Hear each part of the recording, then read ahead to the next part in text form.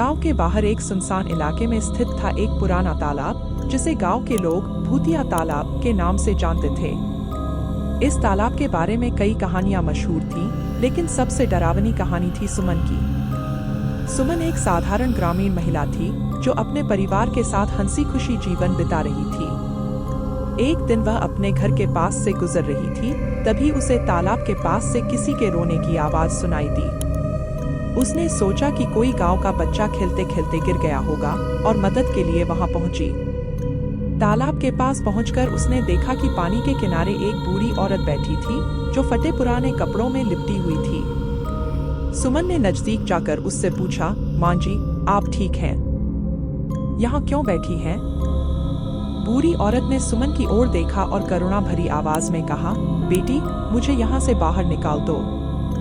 मैं बहुत दिनों से यहाँ फंसी हूँ। सुमन ने उसकी बात सुनी और मदद करने का मन बनाया।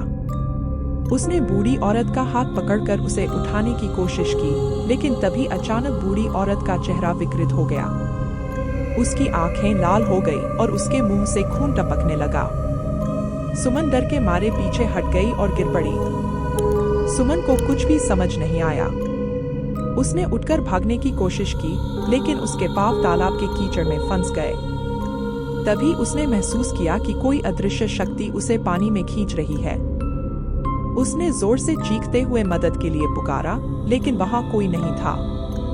कुछ देर बाद सुमन का शरीर तालाब के पानी में डूब गया और उसकी आवाज भी शांत हो गई। अगले दिन गांव के लोगों ने तालाब के किनारे सुमन का शव पाया। उसके चेहरे पर डर और पीड़ा के भाव साफ दिखाई दे रहे थे।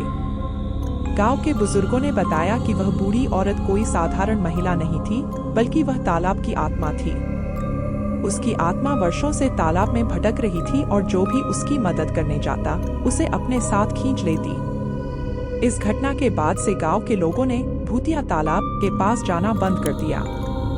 उन्होंने तालाब को बंद करने का फैसला किया, लेकिन तालाब की आत्मा आज भी वहां भटकती है, अपनी अगली शिकार की तलाश में। इस कहानी से यह सीख मिलती है कि अनजानी जगहों पर जाने से पहले सावधान रहना चाहिए और ऐसी कहानियों पर ध्यान देना चाहिए जो हमारे पूर्वज हमें बताते हैं। Enjoyed this video? Don't forget to comment, share, and subscribe for more content like this.